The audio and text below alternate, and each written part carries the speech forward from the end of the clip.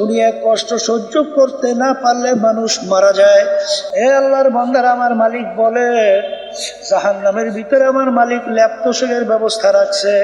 এই দুনিয়ার তুলার ল্যাপ তোষকটা জাহান্নামের আগুনের পাথরের কয়লা ল্যাপ তোষক তৈরি করবে, ওর ভিতরে নাফরমানদেরকে শোয়াইবে। আমার মালিক বলবে জাহান্নামের ল্যাপ গায়ের উপরে দাও, এরপরে চতুর্দিক দিয়ে আটকাইয়া দাও, এরপর জাহান্নামের আগুন ল্যাপ তোষকে ধরাইয়া দাও। আল্লাহ আপনি আমাকে আমাদের সবাইকে মাফ করে দিন। আল্লাহ আপনি আমাকে আমাদের সবাইকে মাফ করে দেন। মিনান নাবিয়িনা ওয়াস সিদ্দিকিনা ওয়াশ শুহাদাই ওয়াস সালিহিন ওয়া হাসুনা উলাইকা রাফিকা। সবাই বলি সুবহানাল্লাহ। এই আল্লাহর রহমত কাদের উপরে বর্ষিত হয়েছে? বলেন নবীদের উপরে, বলেন সিদ্দিকদের উপরে, বলেন শুহাদায়ে কিরামদের উপরে, বলেন তাবিঈন, তাবে তাবিঈন, উলামায়ে মুতাকাদ্দিমিন। এক কথায় যারা সাহাবায়ে কিরামদের নমুনা নিয়ম অনুযায়ী চলছে তাদের উপরে, নেককার পরহেজগার সলিহিন বান্দাদের উপরে। কি জোরে বলেন কথা ঠিক না বা ঠিক? এখন আমার বাজানদেরকে বলবো, পর্দা আলে মা বোন যারা শুনছেন, অনেকের আমার কথা ভালো নাও লাগতে পারে, অনেকের আমার কথা ভালো নাও লাগতে পারে, কথা ঠিক না বা ঠিক? কিন্তু আমার বাজানদেরকে অনুরোধ করব, আপনার কবরে আপনি যাবেন, আমার কবরে আমি যাব, আমার কবরের প্রশ্নের উত্তর আমি দেব, আপনার কবরের প্রশ্নের উত্তর আপনি দিবেন। যদি আমি কোনো ভুল বইলে থাকি, উলামায়ে কেরাম স্টেজে আছে, মাঠেও আছে, ভুল হইলে বলেন আপনি হুজুর ভুল বলছেন, কি কথা কন না কা? যদি ভুল না হয়, আমি আমার বাজানদেরকে বলবো, কবরে কিন্তু কোনো পীরের পরিচয় নাই, কোনো দলের পরিচয় নাই, কোনো বংশের পরিচয় নাই, কোনো পদের পরিচয় নাই। কেউ যদি পরিচয় দাও আমি চরমনের মুড়ি, যথেষ্ট, আর লাগবে না। কি মাপ পাইবেন না? কি চরমনের কথা কই মাপ পাইবেন না? পাবেন, পাবেন, কোনোদিন সম্ভব না। যদি কেউ বলে আমি ফুরফুর, আমি জৈনপুর, আমি রাজার বারাক, আমি দেওয়ানবাগ, আমি মাঝভান্ডার, আমি সুরেশ্বর, আমি চন্দ্রপাড়া, আমি আওয়ামী লীগের লোক, আমি বিএনপির লোক, আমি জাতীয় পার্টির লোক, আমি অমুক বংশের লোক, এই কবরের যাত্রীরা কবরে প্রশ্ন কয়টা? মুখ খুলে বলেন, এই কয় প্রশ্ন? এক নম্বর প্রশ্ন মুখস্থ রেখে যাইয়েন, মান রব্বুকা। দুই নম্বর ওয়ামা দীনুকা। তিন নম্বর ওয়ামান নাবিয়ুকা। এই তিন প্রশ্নের মধ্যে কোথাও কি পাইলেন তুমি চরমনাইর কিনা, সারসিনা, মাঝভান্ডার, সুরেশ্বর, রাজার বাগ, দেওয়ানবাগ আইসেন? হ্যাঁ, তিন প্রশ্নের মধ্যে নাই, নাই, নাই, নাই।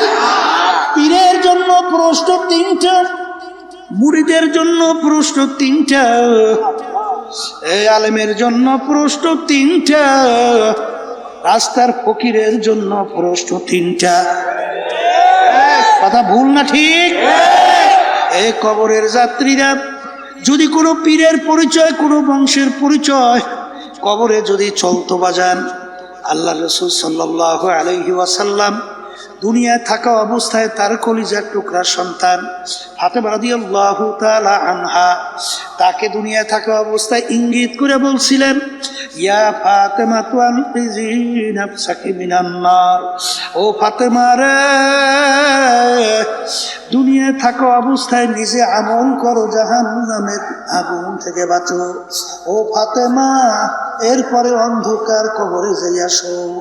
ফাতেমা যদি কবরে এই পরিচয় দাও, আল্লাহ রসুল বলেন, ফাতেমা রে, এই পরিচয় কবরে কোনো কাজ হবে না। এ কবরের যাত্রীরা আল্লাহ রাসূল সাল্লাল্লাহু আলাইহি ওয়াসাল্লাম যদি তার মেয়ের ব্যাপারে কবরে কোনো নাজাতের গ্যারান্টি দিতে না পারে,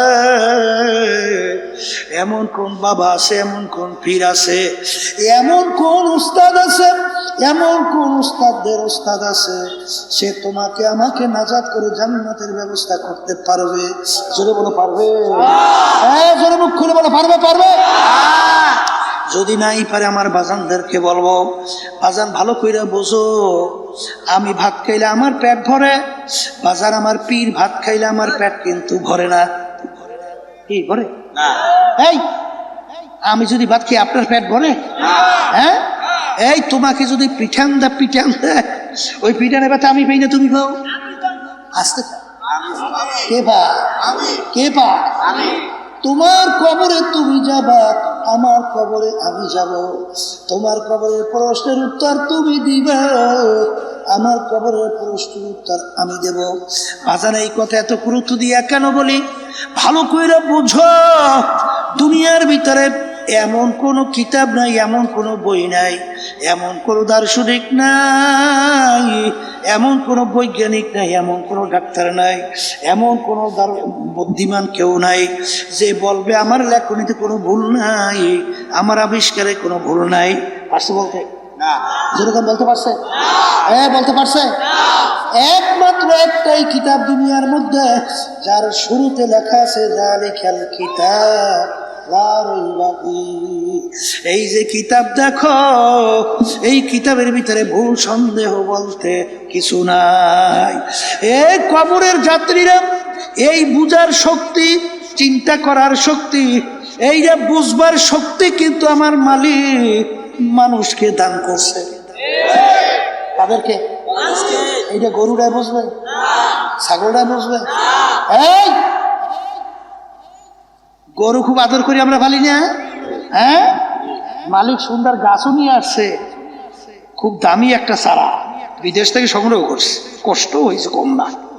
মায়ার চারা না, মায়ার না, লাগাইছে, লাগাইয়া গরুকে বুঝায়, গরু তোরা আমি আদর করি, আর তোরে ভালো ভালো খাদ্য যা লাগে সবই দেব, কিন্তু গরু আমি এই গাছটা খুব কষ্ট করে সংগ্রহ করছি, আর আমার কাছে ওইটা খুব খুব মায়া, এইটা কিন্তু তুই খাইস না, এইটা বুঝে একটু যে গরুরে ছাড়িয়ে দেবে।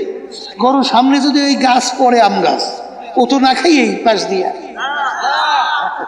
যাবে, যাবে যাবে প্রথম জিপিটা বাড়ি করিয়ে একটা ফয়েজ দেবে, কারণ ওই বুঝ আল্লাহ গরুর মধ্যে দেয় নাই, এই বুঝ আল্লাহ দান করছে মানুষের মধ্যে।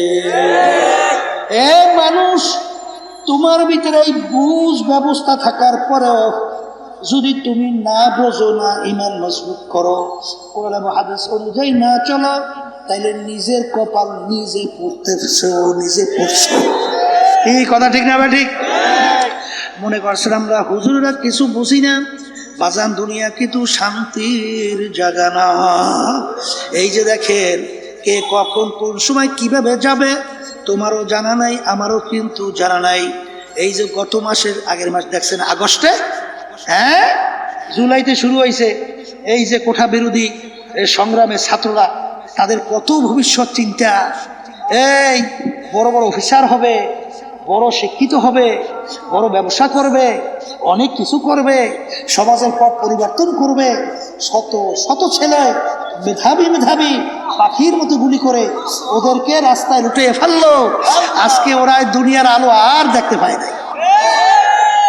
ওরা কি বুঝছিল আমার জীবনের বাতি ওখানেই শেষ হবে? জোরে কর।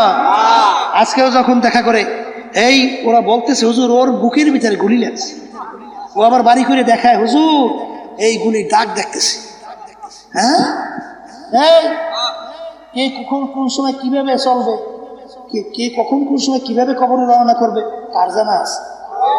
আর একটু আসতে কর, আছে আছে। আর এমন একটা ব্যাপারে, একবার যদি কেউ দুনিয়া থেকে বিদায় নিয়ে কবরে যাও, আর দ্বিতীয়বার ফেরত আসা যায় না। যা যা যা, জোরে খাও, যায়। আর দুনিয়া মাজরাতুল আখিরাত, এই দুনিয়াটাই হলো আখিরাতের সম্বল, সম্পদ, ফসল কামাই করার জায়গা। আমার বাজানদেরকে বলবো, পর্দা আলাই মা বোনদেরকে বলবো, বাজান আমরা ভালো করে চিন্তা ভাবনা কইরা দেখছি, কোরআন কারীম নাজিল হইল আল্লাহ রসুলের উপরে, দুনিয়ার কোনো শিক্ষায় শিক্ষিত ছিল না। ছিল না? নিজে দস্তখত করতে জানতো, সাইন করতে জানতো? হ্যাঁ, আল্লাহ রসুল প্রমাণ রাখতেন কিভাবে? আঙ্গুল মোবারকে আংটি ছিল, আংটি দিয়ে সিন মারতো। আল্লাহ তাকে দুনিয়া কোনো শিক্ষিত বানায় নাই। কারণ কি? দুনিয়াদার নাস্তিকের দলেরা, বেঈমানের দলেরা বলার সুযোগ পেত। লোকটা মেধাবী ছিল, বড় শিক্ষিত ছিল, পণ্ডিত মানুষ ছিল, কোরআন কারীম নিজে লেখে লইছে। এটা বলতে সুযোগ না পায়, এই জন্য আল্লাহ দুনিয়া কোনো শিক্ষিত হইতেও দেয় না। সেই আল্লাহর হাবিবের উপরে ছোট বই না 30 পারা কোরআন কারীম নাযিল হইল, যার শুরুতে লেখা আছে যালিকাল কিতাব লা রাইবা ফীহি। সুবহানাল্লাহ। হ্যাঁ, আজ পর্যন্ত এত বৈজ্ঞানিক, এত দার্শনিক, এত জ্ঞানী পণ্ডিত দুনিয়ার থেকে বিদায় হলো, কোরআন কাজে ভুল বের করতে পারলো? আর একটু আসতে কর। বরঞ্চ এই কয়েক বছর ঘুরবে ক্যারি মিরল, ওই টরেন্টো, শোনেন নাই কানাডার রাজধানী, সেখানে ইউনিভার্সিটির এক বড় প্রফেসর ছিল, গণিত এবং যুক্তি শাস্ত্রের উপরে পাণ্ডিত্য অর্জন করছিল, বাইবেল শাস্ত্রের উপরে এত পাণ্ডিত্য অর্জন করছিল, অর্থাৎ খ্রিস্টানদের ধর্মযাজক, ধর্ম প্রচার করত। তিনি বলতেন আমাদের ধর্ম ঠিক, বাইবেল ঠিক। আহমদ দিদারের সঙ্গে যখন ডিবেট হয়, আহমদ দিদার বলছে এখন বাইবেলের হুকুম আর চলবে না, ওটা রহিত হয়ে গেছে, এখন কোরআন কারীম ঠিক। এখন তার সঙ্গে যখন ডিবেট হয়, যখন ক্যারি মিরল কোরআনুল কারীম নিয়ে যখন রিসার্চ করতে যাইয়া প্রথমেই দেখে কোরআন কারীমের শুরুতে লেখা যালিকাল কিতাব লা রাইবা। পড়ার পরে তিনি হতভম্ব, আশ্চর্য, দুনিয়া সৃষ্টির ইতিহাসে এরকম ঘটনা তো নাই যে কোনো লেখক, কোনো দার্শনিক, কোনো বৈজ্ঞানিক কেউ চ্যালেঞ্জ দিতে পারছে যে আমার দর্শনে কোনো ভুল নাই, আমার লেখায় কোনো ভুল নাই। পারছে? চ্যালেঞ্জ দিতে পারছে? তো একটা কিতাব যার শুরুতে লেখা আছে কোনো ভুল নাই। এরপরে তিনি আরো রিসার্চ করে দেখে যে বর্তমান বৈজ্ঞানিকের যুগে কোরআন কারীমের সঙ্গে তো ভুল অনেকটাই বের হওয়ার কথা। কারণ তখন তো বিজ্ঞান ছিল না, তখন তো কোনো টেলিফোন ছিল না, তখন কোনো ফ্যাক্স ছিল না, কোনো ইন্টারনেট ছিল না, কোনো ফেসবুক ছিল না, কোনো স্যাটেলাইট ছিল না তখন। আর এখন বর্তমানে কোরআন কারীমের সঙ্গে কি টক্কর তো লাগবেই, এইটাই তো বাস্তবতা। কিন্তু তিনি যত রিসার্চ করে, সমুদ্র সম্পর্কে কোরআনুল কারীমের ভিতরে আয়াত আছে না নাই, সেখানে রিসার্চ করে দেখে কোরআন কারীম যা যা বলছে 100 ভাগ কোরআনুল কারীম সমুদ্রের সঙ্গে মিলে যায়। সূর্য সম্পর্কে রিসার্চ করে দেখে বর্তমানে বৈজ্ঞানিকরা সূর্যের ব্যাপারে যা আবিষ্কার করলো, কোরআনুল কারীমের ভিতরে যা বলছে হুবহু সব মিলে যায়। যেখানেই যাই রিসার্চ করে সেখানেই দেখে মিল, কোনো ভুল নাই। কথা বলছেন না? কিছুদিন আগে এক বিজাতি সূরা নামল নিয়ে যখন রিসার্চ করলো, কয়েকদিন আগে তিনি কোরআন কারীমের এই সূরা নিয়ে যখন রিসার্চ করতেছিল, তখন তিনি দেখে কোরআন কারীম সত্য, কালিমা পড়ে মুসলমানের। কথা ঠিক না? ঠিক। এই জন্য আমার বাজানদেরকে বলবো, পর্দার মা বোনদেরকে বলবো, কি কোরআন কারীম ঠিক না ঠিক? আর একটু আসতে কর। যদি ঠিকই হয় তাহলে আমার বাজানদেরকে বলবো, পর্দা আলে মা বোনদেরকে বলবো, আজকে সাধারণ গরমের ভিতরে দুপুরে রৌদ্র সূর্যের আলো আমরা সহ্য করতে পারি না। 9,30,00,000 মাইল দূরে সূর্য, যার তাপ বেশি উপরের দিকে, তাপ কম নিচের দিকে। কি কিয়ামতের ময়দানে আল্লাহর রাসূল বলেন, এই সূর্য আমার মালিক 1 হাত বা 1.25 হাত মাথার উপরে উপর করে ছাইড়া দেবে। আল্লাহু আকবার। জমিনটা হবে তামার জমিন, ঘর নাই, বাড়ি নাই, পানি নাই, গাছ নাই। আজকে দুনিয়ার ভিতরে গাছপালা, ঘরের কোনো অভাব নাই। মানুষ যদি রোদ্রের তাপে সহ্য করতে না পারে, দৌড়াইয়া টিনের নিচে যায়, ঘরের ছাদের নিচে যায়, গাছের নিচে ছায়া যায়। কিন্তু কিয়ামতের ময়দান কোনো গাছ নাই, বাড়ি নাই, ঘর নাই, ছাদ নাই, পানির কোনো ব্যবস্থা নাই। সূর্যের তাপে কিয়ামতের ময়দান পুইরা লাল চামড়ার মতো লাল হইয়া যাবে। আল্লাহ আপনি আমাকে আমাদের সবাইকে মাফ করেন। ওই সময় আমার মালিক 7 প্রকার লোককে ডাইকা ডাইকা তার আরশে স্পেশাল ছায়া দান করবে। কয় প্রকার? আবার জোরে কয়, কয় প্রকার লোক? এর ভিতরে 1 প্রকার ওই শ্রেণী আল্লাহর বান্দা বান্দি, ওই শ্রেণী আমার যুবকরা, যাদের যুবক বয়সটা আল্লাহর রাস্তায় কাটাতে পারবে। সুবহানাল্লাহ কন্যা। কাদেরকে? কাদেরকে? আসতে কর। হ্যাঁ, যুবকদেরকে ডাইকে তখন আরো সে ছায়া দান করবে। হ্যাঁ যুবক, তোমরা কি চাও না ওই কঠিন অবস্থায় তোমাদের আল্লাহ আরো সে ছায়া দান করুক? কোন কোন যুবক সাহায্য দাও তো আল্লাহ দেখো। আল্লাহ আপনি কবুল করেন। আল্লাহুম্মা আমিন। আল্লাহু আকবার। আল্লাহ আপনি কবুল করে নেন। আর 1 শ্রেণীর মানুষ ওই জাকিরিন, যারা নির্জনে গোপনে আল্লাহর জিকির করতে করতে ফাফাজাত আইনাহু, তাদের 2 চোখের থেকে পানি ছাড়বে, গুনার কথা মনে করবে, কাঁদবে, মালিকের সঙ্গে মাপ চাইবে। এই জাকিরিনকে আমার মালিক ডাইকে তার স্পেশাল আরশে ছায়া দান করবে। ওই শ্রেণী আল্লাহর বান্দা বান্দি হুব্বু ফিল্লাহ বুগযু ফিল্লাহ, যারা মোহাব্বত রাখবে ও দুনিয়াতে কার রাজি খুশির জন্য? বলেন আল্লাহর রাজি খুশির জন্য। আবার জোরে কোন, আল্লাহর রাজি খুশির জন্য। আর মোহাব্বত ছাড়বে ও কার রাজি খুশি? আবার কোন। 1 শ্রেণী আমার বাজানরা বদলে মা বোনের দল করে, দল দল কি করে? হ্যাঁ, আবার একটু বাইরে বলে দলের সঙ্গে আমার রক্ত গোশত মিলে গেছে। ওরে আল্লাহর বান্দারা, মাগনা রক্ত পাইছো আর মাগনা গোশত পাইছো।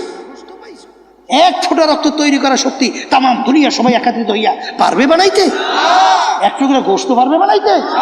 এই রক্ত গোশত নেয়ামত কার? মাগনা রক্ত পাইছো আর মাগনা গোশত পাইছো। হ্যাঁ, আর মাগনা মিলাও। এই আল্লাহর বান্দারা, পর্দারে মা বোনেরা, এই যারা নাকি এই জালেমদের সহযোগিতা করছে, দল করছে, এরা আল্লাহর মহব্বতের জন্যই তো এদের দল করছিল। এই খুনিদের যারা দল করছে আল্লাহর মহব্বতের জন্য করছে না? হ্যাঁ, কি আল্লাহর বান্দারা ভালো করে বোঝা লাগবে। এই আমার আব্বা জান রাহমাতুল্লাহি আলাইহি বলতেন, আপনারা যারা চরমনাইতে আসেন, যতক্ষণ পর্যন্ত আপনাদেরকে আমি কোরআন এবং হাদিস অনুযায়ী পথ দেখাবো ততক্ষণ আমাদের কথা মানবেন। আর যখন কোরআন এবং হাদিসের বাহিরে পথ দেখাবো তখন আপনাদের ওয়াজিব হবে আমাদের থেকে সইরা ভাইগে যাওয়া। আসতে কথা ঠিক না? ঠিক। এই মোহাব্বত রাখতে কার জন্য? আল্লাহর জন্য। ছাড়বে কার জন্য? আল্লাহর জন্য। আমিনু কামা আমানান নাস। আল্লাহ বলছেন ঈমান আনো, সাহাবায়ে কেরাম যেভাবে ঈমান আনছিল, কে বলছে? আল্লাহ। কে বলছিল? আল্লাহ। এই একটা ঘটনা শুনেই দেই। এই আবু বকর সিদ্দিক রাদিয়াল্লাহু তাআলার নাম শুনছেন না? শুনছেন। সে তো মুসলমান হয়ে গেছে, মুসলমানদের পক্ষে যুদ্ধ করে। ছেলে তখনও মুসলমান হয় নাই, ছেলে তখনও মুসলমান হয় নাই, ছেলে তো কাফেরের পক্ষে যুদ্ধ করে। এখন ছেলে পরবর্তীতে মুসলমান হওয়ার পরে এখন ছেলে বলতেছে, আব্বা জান অমুক যুদ্ধে এমন কায়দায় আপনি আমার সামনে পড়ে গেছিলেন, আমি ইচ্ছা করলে আপনাকে কতল করতে পারতাম, কিন্তু আমি করিনি। কেন? যেহেতু আপনি আমার আব্বা, এর জন্য করিনি। এটা বলতেছে কে? কাকে বলে? আব্বাকে। আবু বকর সিদ্দিক রাদিয়াল্লাহু তাআলা আনহু বলেন, বাবা আমি খোদার কসম করে বলছি। কে বলছে? ওই সময় যদি তুমি আমার সামনে পড়তে, সঙ্গে সঙ্গে তরবারি দিয়ে তোমার মাথা আমি দ্বিখণ্ডিত করে ফেলতাম। কারণ তখন তুমি আমার আল্লাহর শত্রু, তুমি আমার নবীর শত্রু, তখন তুমি আমার ইসলামের শত্রু, তুমি মুসলমানদের শত্রু, আমারও তুমি শত্রু। এইটার নাম হলো হুব্বু ফিল্লাহ বুগযু ফিল্লাহ। মহব্বত রাখবেও কার জন্য? আল্লাহর জন্য। ছাড়বেও কার জন্য? আল্লাহর জন্য। হ্যাঁ, এই শ্রেণী মানুষদেরকে রব্বুল আলামিন ডাইকা তার আরশে ছায়া দান করে। দল করে, বুঝা করুক না বুঝা করুক, এই দলের নেতারা, দলের লোকেরা, দলের নীতি আদর্শ সিদ্ধান্ত যদি ইসলামের বিরুদ্ধে যায়, যদি মানবতার বিপক্ষে যায়, দেশের বিপক্ষে যায়, তখনও যদি তুমি সেই দলের সঙ্গে জড়ায়া থাকো, এই হাদিস অনুযায়ী তুমি জেনে রাখো, তুমি কখনোই আল্লাহর আরশের ছায়া পাবা না। কি না আমি ভুল কইলে ওলামায়ে কেরাম বলেন ভুল বলছে? কি ভুল না ঠিক? ঠিক যদি হয় বুঝে শুনে যাওয়া লাগবে, কথা ঠিক? ওই যুবক সুন্দরী মেয়ে তার সামনে অপকর্মের জন্য প্রস্তুত, কোনো বাধা নাই। তখন সে বলবে ইন্নী আখাফুল্লাহ, আমি আমার মালিককে ভয় করি, মালিক নিষেধ করছে, পাপ কাজে আমি লিপ্ত হইতে পারবো না। এই কথা বইরা ফেরবে, ওই শ্রেণীর মানুষদেরকে আল্লাহ তার আরো সে ছায়া দান করবে। কি কথা ঠিক না বা ঠিক? ওই শ্রেণী আল্লাহর বান্দাদেরকে মুআল্লাকুম ফিল মাসাজিদ, যখন নামাজের সময় হবে তখন তার সবকিছু ফালাইয়া নামাজে যাবে, জামাতে যাইয়া দাঁড় হবে, আবার বের হইয়া তার চিন্তা থাকবে কখন নামাজের সময় হয়। এক কথায় মসজিদের সঙ্গে যার কলবটা সবসময় লাগানো থাকবে, এই শ্রেণীর মানুষদেরকে আমার মালিক দলকে তার আরো সে ছায়া দান করবে। এই কথা তারা কি বুঝছে? নামাজ ঘরে বইয়ে পড়বেন না মসজিদে পড়বেন? আচ্ছা আসতে কর, এই পড়বেন তো, পড়বেন তো, আমার পড়বেন তো, হ্যাঁ পড়বেন তো, আল্লাহ আপনি কবুল করে না, আলহামদুলিল্লাহ। ওই শ্রেণীর এই বিচারক যে বিচারের ভিতরে ন্যায় ইনসাফ রক্ষা করে, অর্থাৎ কি বিচার করে? ন্যায় বিচার, ন্যায় বিচারক বাদশাহ আপনিও হইতে পারেন। আপনার ঘরের ভিতরে বাচ্চা কাচ্চা আছে না, স্ত্রী আছে না, এই অনেকে ব্যবসা বাণিজ্য করেন, অনেক সময় আমার ভাইরা আছে না খেদমত করে, কর্মচারী কন্যা, এই তাদের ব্যাপারে যদি আপনি ইনসাফ রক্ষা করতে পারেন, আপনি একজন ন্যায় পরায়ণকারী বাদশাহ, কথা ঠিক? এই ওই শ্রেণীর আল্লাহর বান্দা বান্দি যারা দান করবে, ডান হাতে বাম হাত জানবে না। অর্থ কি? অর্থ কি? অর্থাৎ দান করবে আমার নাম বাড়াই এই নিয়তে না, দান করবে একমাত্র আল্লাহকে রাজি খুশির জন্য, কথা ঠিক কিনা? এই শোনেন, আবু বকর সিদ্দিক রাদিয়াল্লাহু আনহু প্রকাশ্যে দান করছে না, আবার গোপনে করছে না? দুটোটাই লাগবে, প্রকাশ্যেও লাগবে, গোপনেও লাগবে, কথা ঠিক না? ঠিক। এই জন্য আমার বাজানদেরকে বলো, পর্দার মা বোনদেরকে বলবো, বাজান ওই কিয়ামতের এই কঠিন মুহূর্তে এই 7 প্রকারে 1 প্রকার হওয়া লাগবে না? আসতে পারে, জোরে গান লাগবে, লাগবে। আল্লাহ আপনি আমাকে আমাদের সবাই জন্য কবুল করে নেন, আল্লাহুম্মা আমিন। এরপর আমার বাজানদেরকে বলবো, ওই কঠিন মুহূর্তে, ওই কঠিন মুহূর্তে শোনেন, যারা জাকিরিন হবে তাদেরকে আল্লাহ ডাইকে তার আরশে ছায়া দান করবে না? করবে না?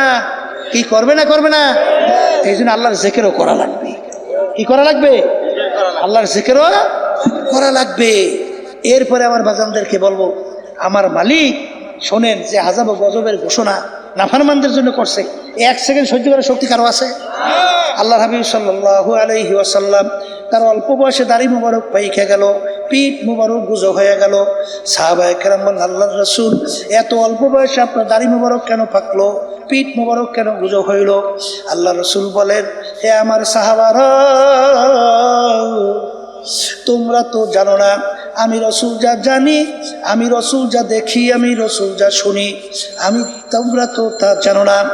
আরে কোরআনুল কারীমের মধ্যে আমার মালিক নাফরমান বেনমাজি যারা 5 ওয়াক্ত ঠিক মতো নামাজ পড়ে না, বেরোজদারা যারা রমজান মাসে ঠিক মতো রোজা রাখে না, বেপরদায় চলন না যারা পর্দা ফরজ ঠিক মতো মানে না, হারাম হালাল তমিজ কইরা খায় না চলে না, যাদের উপর হজ ফরজ হইল ঠিক মতো হজ আদায় করে না, যাকাত দেয় না, এদের ব্যাপারে হারামের ভিতরে লিপ্ত, জুলুমের ভিতরে লিপ্ত, টেন্ডারবাজি চাঁদাবাজির ভিতরে লিপ্ত, বিভিন্ন খুন খারাপের ভিতরে লিপ্ত, এক কথায় আমার মালিক যা নিষেধ করছেন সেইটা করে, ওদের ব্যাপারে আমার মালিক যে আযাব ও গজবের ঘোষণা দিছে,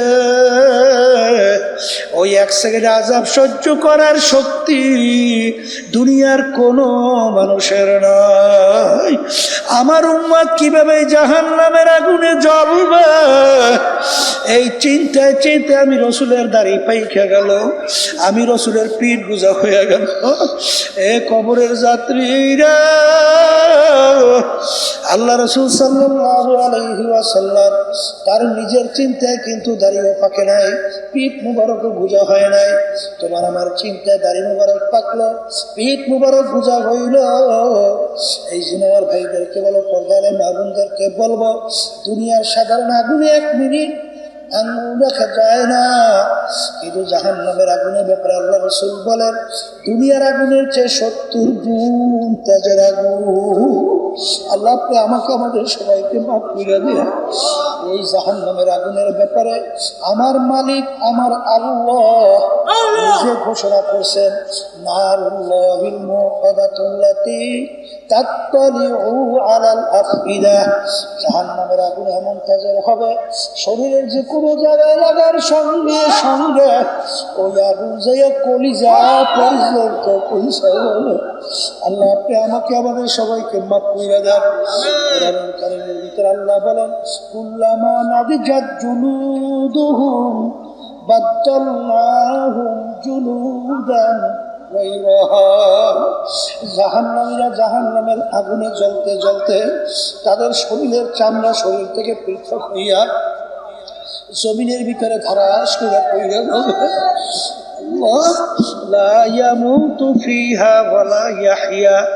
মানুষ বাঁচবেও না, মরবেও না। দুনিয়ায় কষ্ট সহ্য করতে না পারলে মানুষ মারা যায়, কিন্তু আল্লাহ বলতেছেন এত কষ্ট হবে, মৌত তালাশ করে পাওয়া যাবে না। আবার নতুন চামড়া জ্বালাইয়া যাবে, গজাইয়া যাবে, আবার জাহান্নামের আগুনে জ্বলতে জ্বলতে চামড়া আবার জমিনে পইড়া যাবে। আল্লাহ আপনি আমাকে আমাদের সবাইকে মাফ কইরা দিয়ে। এই কবরের যাত্রীরা, আল্লাহ রাব্বুল আলামিন বলেন, অমিন জাহান্নামা মিহাদুন ওয়া মিন ফাওকিহিম গাওয়াশ। আল্লাহ আপনি আমাকে আমাদের সবাইকে মাফ কইরা দিয়ে। আজকে দুনিয়ার ভিতরে ঠান্ডার ভিতরে আমরা ল্যাপ মুড়া দিয়া ঘুমাই, বাজান রে তোষক লাইসা ঘুমাই, বালিশ মাথার নিচে লাইসা মাথার নিচে দিয়া ঘুমাই। দুনিয়ার ভিতরে আল্লাহু আকবার। এ আল্লাহর বান্দারা, আমার মালিক বলে, জাহান্নামের ভিতরে আমার মালিক ল্যাপ তোষকের ব্যবস্থা রাখছে। এই দুনিয়ার তুলার ল্যাপ তোষকটা জাহান্নামের আগুনের পাথরের পালা ল্যাপ তোষক তৈরি করবে, ওর ভিতরে নাফরমানদেরকে শোয়াইবে। আমার মালিক বলবে, জাহান্নামের ল্যাপ গায়ের উপরে দাও, এরপরে চতুর্দিক দিয়ে আটকাইয়া দাও, এরপর জাহান্নামের আগুন ল্যাপ তোষকে ধরাইয়া দাও। আল্লাহ আপনি আমাকে আমাদের সবাইকে মাফ করে দিন। আল্লাহ আপনি আমাকে আমাদের সবাইকে মাফ কইরা দেন। এ মুসলমান, এ কিন্তু কোরআনুল কারীম থেকে আর যদি কান্না না আসে, মনকে বুঝাও রে মন। একদিন এই ঘরের দরজা দিয়া নতুন বউ হয়ে উঠছিল রে মন। কত মেয়ে লোকে শরবত খাওয়াইল, কত মেয়ে লোকে বাতাস করলো। আবার এমন একটা দিন আসবে, এই ঘরের দরজা দিয়া মরা লাশ হইয়া বের ছেলে কান্দবে মামা করে, মেয়ে কান্দবে মামা করে। জবাব তো আর দিবা না। আল্লাহ পেটে মাঠের দিকে চাইয়া দেখে আপনার বান্দারা কিভাবে কান্দে। মালিক আমাদের ছেলেও মরে নাই, মেয়েও মরে নাই, গুনাহ করে বসছি রে, মাফ করে দেন গো মাওলা, মাফ করে দেন। আল্লাহর বান্দারা জোর করে কান্দে। সন্তান মারা গেলে চোখে পানি আসে, সম্পদ নষ্ট হয়ে গেলে চোখের ভিতরে পানি আসে। তোমার আমার গুনার কারণে জাহান্নামের আগুন জ্বলছে।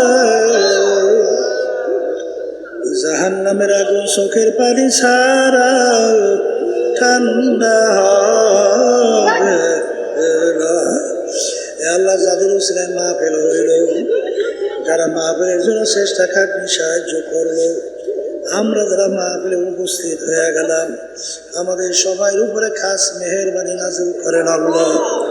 আল্লাহ, জানি না এই উপস্থিত কার আব্বা, কার আম্মা, কার আত্মীয় স্বজন ওই অন্ধকার কবরে শুয়ে আমাদের দিকে চাইয়ে রয়েছে।